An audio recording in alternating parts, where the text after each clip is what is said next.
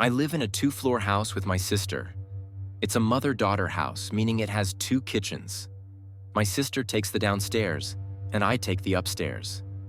She isn't home a lot because she often stays with her boyfriend who lives 20 miles away. Like I said, I'm 30.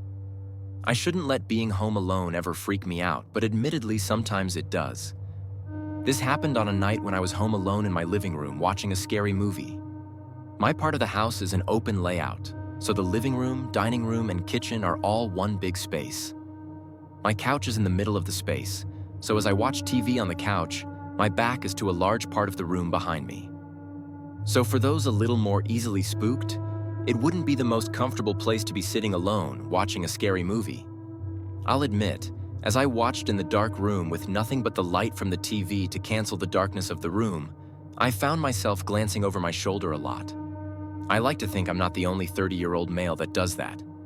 But anyway, after the movie, I brushed my teeth, turned off all the lights in the house, then went to sleep.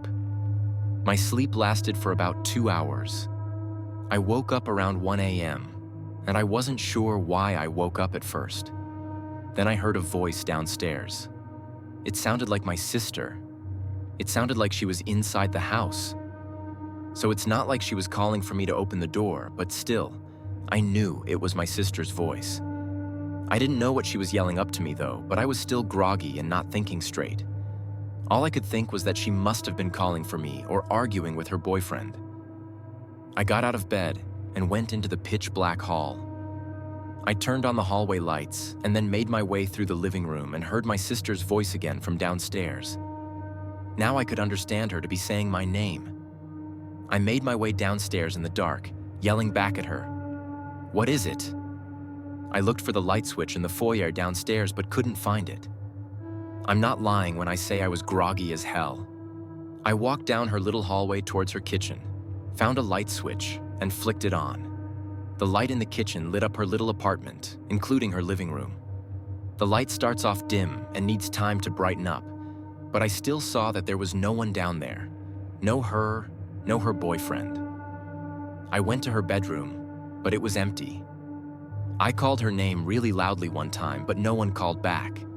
Shortly after I yelled, I heard something drop to the floor in my sister's bedroom, which I had just checked, and it was empty.